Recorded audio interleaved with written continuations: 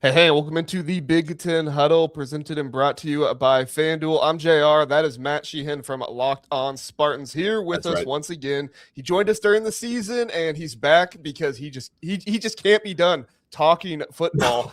Matt, I know Michigan State is just a football powerhouse right now. I'm kidding.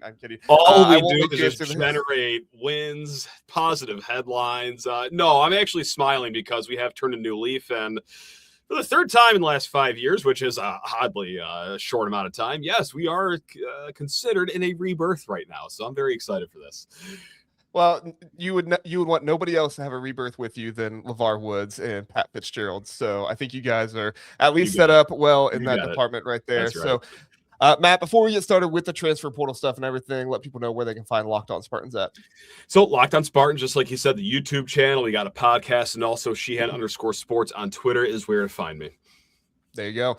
All right, so let's get down to business. Let's get to the transfer portal rankings of Michigan State. They currently are 14th in the Big Ten on 24/7. Of course, 24/7 only takes into account the players that have joined your team, and then On3 takes into account the players that have left and the players that come in, not graduated NFL draft, but just left into the portal. Sure. And On3, Michigan State ranks as number 15. Now, as we've said on here multiple times, I don't think the rankings tell the entire story. This is one of the reasons why I wanted to do this with guys like Matt, did an episode with Eric and Jeffrey the Greek and guys like that to talk through these teams, because there is so much more to consider than just what rating guys did they get in there. A little bit like that with recruiting, but not as much. And so, Matt, let's start with some of the guys that Michigan State they added. Now, I love one of the guys, and I know you do too. I was listening to you talk about him the other day. Cam Edwards, the running back from UConn. He's going to be fantastic. You got a good 1-2 punch there with Jazz Patterson coming in from Iowa as well. Of course, those guys are very encouraging. Are there any other guys, things like that, that are giving you encouragement with the guys added? I mean, you could go through. We can't touch on every single guy, but which players in the group give you the most excitement for next season? Right. We've only added 80 players. It'd be ridiculous to go through every single one. But you know what? Yeah, that's a great place to start with Cam Edwards, a guy that rushed for more than 1,000 yards at UConn, can also catch the ball out of the backfield. Jazz Patterson. Also, as if 2 running backs wasn't enough, how about Marvis Parrish, a guy out of Western Kentucky? He was the Hilltoppers' leading rusher. He was Conference USA all-freshman team. He offers a different look than Cam Edwards does. But look, a good run game only happens, JR, as we all know in Big Ten country now at this point, if you have a good offensive line. Michigan State has not had one of those for quite some time. And every offseason, I've told myself, I'm not doing it again. I'm not buying into the offseason hype. I am not, as a podcaster, going to promote offseason hype for the offensive line because I've been burned one too many times. But JR, yeah, here I am again. I like what they did in the offensive line this offseason, man. They got Ben Mirosky, also from UConn. He was one of the best left tackles available in the portal. They got a guy, Nick Sharp, SEC experience. And look, he wasn't an all-SEC player, but he comes in with at least Power 4 experience. You get Trent Fraley, a center from North Dakota State. You get Robert Williams Jr., a big-bodied guy from Georgia Southern. I mean, look, am I saying that these guys are going to be Walter Camp finalists? No. Can they be average, though? And that would be a sensational rise from where we've been in the last few years. Yeah, I think this can be at worst. Hopefully the floor is an average offensive line with this unit. So, JR, I like the running backs. Damn it, I like the offensive line because I just can't quit buying into it. But, yeah, that's where my eyes go right here, especially on the offensive side of the ball. For sure. I mean, if you're going to win in the Big Ten, you got to start with the line of scrimmage, winning that on the offensive side, and trying to at least get somewhat of a run game. You know, you're going to have Alessio Milivojevic, I think is how Milivojevic. Look, I'm the worst at pronouncing every time, and I'm so jealous. I've had to say it 400 times myself in the mirror, and I'll screw up everyone else's name, but for some reason, Milivojevic, I'm like 89% of the way there. I think it's a good one. That was like me with Uyunglele. You know, at first when I first started the podcast, I was like, "Oh my gosh, DJ Uyunglele, he plays for Clemson." That's DJU around these parts. Yeah, that's exactly. Okay. But then Mateo came to the Oregon, and then Oregon came to the Big Ten. I was like, I can use this now. Thank goodness. Let's go. That's right. This is what we needed. So let's go to the other side of the ball a little bit, because there are some additions on the defensive side. You get a guy like Charles Brantley coming in from Miami, and Miami obviously just made it to the national championship game. That's obviously a program that's on the rise. Kenny Soares, guy from NC State, coming in as well. And you would expect a guy like Pat Fitzgerald is going to really rely on having a good defense in Big Ten play. I don't know if he's going to have the best defense in the Big Ten or anything like that. If you're in the best defense in the Big Ten, you're probably one of, if not the best defenses in the country at this point. But I think this is a defensive unit that can be pretty respectable, if not better, with some of the additions that they made. What are your thoughts on them? Yeah, I do like the guys that you pulled out right there. I mean, Kenny Soares, I really like that pickup from NC State. I just do wonder, and I will talk about things that I do like about this defense. I do wonder how this looks with the defensive line. I liked one of the pickups from a fellow Big Ten team, Illinois' Eli Conan. Okay, I think that he's going to add at least a plus player to this defensive line, but I do worry about the interior depth and also the edge position. I mean, we lost some guys. First of all, let me rewind here, JR. I'm sorry. We weren't good at the edge position last year. Like, yet again, we were bottom 3 in the conference in sacks, and then we lost guys from the edge room, which, okay, look, fine. You're not going to miss guys that, let's be honest, weren't that talented. But the guys you brought in were a guy that played okay at Weber State last year, a guy that was a freshman, not even a starter at Southeast Missouri. You bring back a guy, Anelu Lafayette, young player, former 4-star, but his leg exploded in the middle of last year. K. Burnett, sure, fine, promising young player. He had 70 snaps last year. I just don't know enough about who we even have returning or coming out of the portal to say, hey, our defensive line is also going to be more awesome than last year. It's a low bar to clear, and with the names that we have right now, but hey, that's why you have guys like Kenny Soares. That's why you have guys like Chuck Brantley, Trey Bell from Iowa State. I think offer at least stability at the corner position. And I also want to shout out Devin Vaught, a guy that is very versatile in the secondary, comes out of Maine. That's another guy that I raise an eyebrow at. But man, I know I'm here to hype up Michigan State and everything, but I'd be lying if I said it's all sunshine and rainbows on the defensive side, because we've seen some bad pass rush here in the last few years. It might continue for another year. How?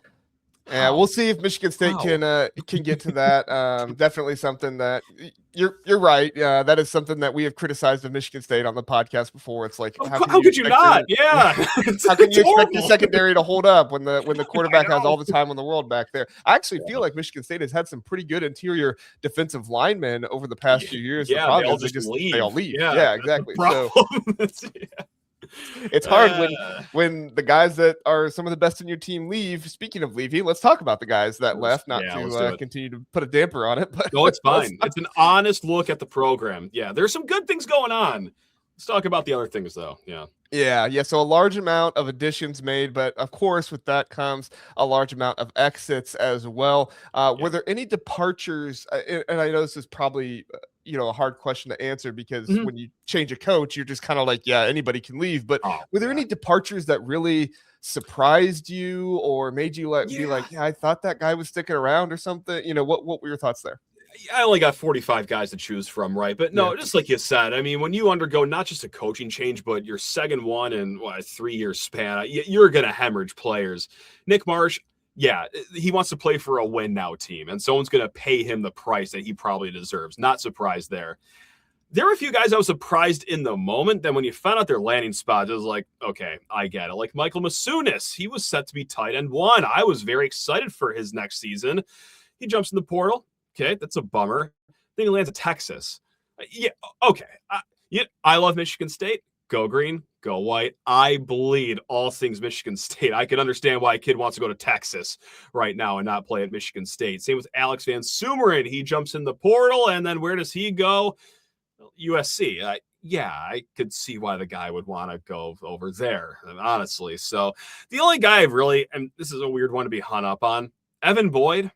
6'3", 6'4" wide receiver. He was wide receiver 5 last year. Didn't really put up a lot of stats, but JR, you look at our receiver room right now, me and you might be getting a phone call from Pat Fitzgerald here, because there's 5 guys in the room. You would have thought they would have made a better effort to at least persuade to have him stay and not leave and eventually end up at Iowa State. Because even the guys that you do have right now in the wide receiver room, it's the 6'1" club. Not to say that's, not tall enough to ride a roller coaster, but you'd like a big-bodied red zone target, I think, and a guy that's 6'3", 6'4", produced at Central Michigan before he transferred to Michigan State. So, yeah, a weird one to get hung up on. But the Evan Boyd departure for me was like, why'd you let him get away? We need bodies at the wide receiver position. So, yeah. That's well, and especially with, like you said, not very many guys there. It's not like there's going to be the most competition in the world. You would think, right? Stick around. You've at least got a starting spot to showcase your skills and then go off to someplace or whatever. I'm not aware of what Evan Boyd's class is or anything like that, but I assume he would have another year because everybody has another year in college football right now. It seems I've stopped trying to even follow eligibility. He's got 2 years.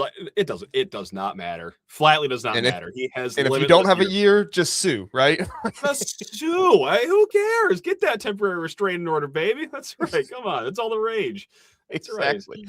Well, another guy that did leave, and this will probably be my last question for you, and then we'll get out of here. Another guy that did leave, but I don't think Spartan fans were too upset to see him leave. The head coach that brought him there left. Aiden Childs, bit of a rocky time for Aiden Childs. I respected the way he improved at the beginning of the season. I was really hoping that Boston College win was going to, help propel him and give them some good conference play, but it just never materialized for him. He had a good first half against Indiana. Things were looking okay, but he just was never really able to put it together for entire games. And eventually he gets benched. Alessio comes in, and Alessio, he's not as athletic as Aiden Childs, but he's more able to run the offense. He's more reliable type of guy. Do I think he's better than Aiden Childs? I don't know if he's better, but he was what Michigan State needed at that time over Aiden Childs, which is unfortunate for him. Of course, Aiden Childs makes his way over to Northwestern. We'll see what him and Chip Kelly look like over there. But keeping Alessio around this season, what do you think was the thought process there? Are you happy with it? Not happy? Just your thoughts on the quarterback position, really.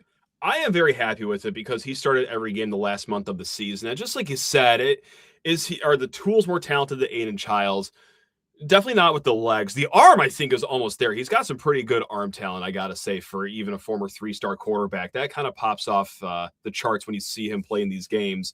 But yeah, I thought he offered stability, right? I mean, he's a tough kid, and that's not to say Aiden Childs isn't a tough kid, but he was getting walloped right off the bat when he was getting his first career starts, and he was always still standing in the pocket, going through throws. And what I also liked about him too, he dispersed the ball everywhere. I mean, it wasn't just locking in on Nick Marsh and just spamming him over and over again, or just being a check down Charlie. I mean, everyone got to eat the slice of the pie here. Some days it was Christian McCray's game. Rodney Bullard come on down. So he really spread the ball around. I really liked what I saw from him, and I think his floor is like an average Big Ten quarterback. Now, I think things can get a little better, too, if you protect him with this good offensive line, but this is where I go back. I don't want to be negative, but this is a realistic conversation. Who's he throwing the ball to? Christian McCray is a fun player. That's our leading returning receiver. Let's see if I have the stats up in front of me here. Yeah, 24 catches, 330 yards, 3 touchdowns. The stats you would probably expect out of a wide receiver 3, wide receiver 4, but that's our best guy coming back here. I mean, out of the transfer portal, you get KK Smith, a guy that caught 2 touchdowns at Notre Dame. You got Frederick Moore, a guy whose only stat last year was a tackle. We're talking receivers here, and your only stat last year was a tackle? Huh? This is the best we could do out of the portal for our guy Alessio. So hopefully we get a run game to pair with him. But whoa, good luck, kid. I mean, hopefully he'll have more time to throw. But when you do have this time, I hope he finds someone open down there that can cause separation, because I don't know if it'll happen. I don't know.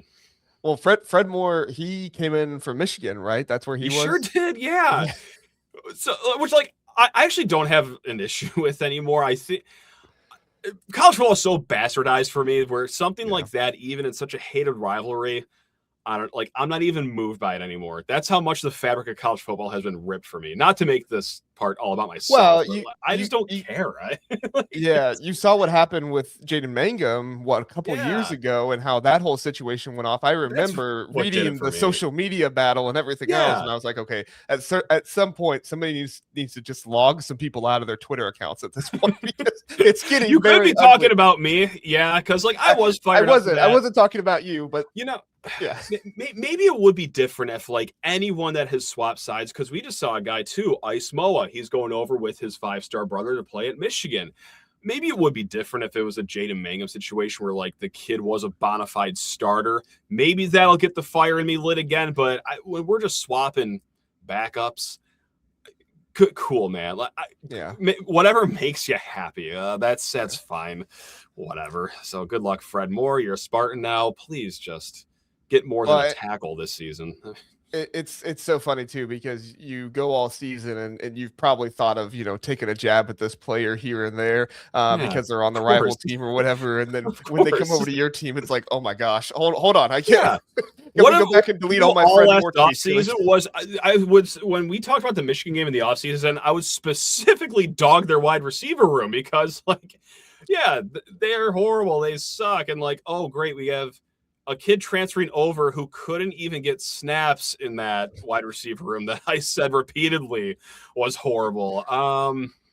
Oops, got to scrub the record from all that. So, okay, whatever. Well, man. if you believe the Michigan wide receiver Anthony, what was his name, Simpson, I think it was. It wasn't just because maybe you couldn't catch the ball that you didn't get on the field over there in the wide receiver room. Maybe there's some other stuff going on. I won't make you reference that one there. That's my own fun little joke. It's all possible. Oh no, that is a-okay. I mean, look, we have to rely on him, so all we can do is just embrace him and welcome into the Spartan family. You got this, Frederick. I've always believed in you, young man. You got this. You got this. Let me go back and delete all my old. I'm just joking. He might not have this. We'll see. Oh man, well, good conversation here, Matt. Is there anything else about this Michigan State team? I mean, we didn't really talk about the coaching staff. I guess we could talk about that if you have any thoughts or anything. But is there anything else? We got all off season to talk about that. No, nothing too portal related. I caution Michigan State fans going into this portal that yes, we just got this awesome donation. It's cool. We're not spending all $400 million of this in one portal class. Yes, it's going to help a little bit. But when you got to replace 30, 35, 40 players, I know that we have needs like edge, lineman. That money's going to get stretched thin. You need an entire 2 deep, basically. So, I caution people that it wouldn't be super splashy. It hasn't been super splashy. But with that said, there are some spots where I'm still a little underwhelmed. Not all across the board. Like we've already said, offensive line, cool. Running backs, sweet. Linebackers, awesome. But yeah, the receivers and the defensive line, do we just not put that in our Excel sheet going into the transfer portal season? Okay, we'll see. So to be determined how this is all going to go, JR. Yeah, we'll see. The good news is that Pat Fitzgerald won with less at Northwestern a number of times, and so if you're looking at the transfer portal and you're saying there's less there, well, good news. Pat Fitzgerald's won with it before in our wheelhouse again. That's right. You got that right, my man. Let's go. All right, everybody. Well, thank you for joining us for the Michigan State portal recap here on the Big Ten Huddle. We got all the other recaps and everything. If you're watching this, there is a playlist with those recaps that you can go and reference as well. So if your team hasn't been posted yet, we're going to get to you here within the next 2 weeks. Unfortunately, I just don't have enough time to be awake for 24 straight hours and record these with 18 soft. Come on. I know, right? I do have a family that wants to see me. I do have a job that I have to go to. I know how irresponsible. All overrated. You should be grinding Rutgers portal at 2 a.m. right now. Come on, be somebody. I got Rutgers next week lined up already. Hey, so don't worry, I'll be grinding next week. Let's go. Love it, man. All right, everybody. Thanks for watching. Thanks for listening. Have a good one. We'll see you next time.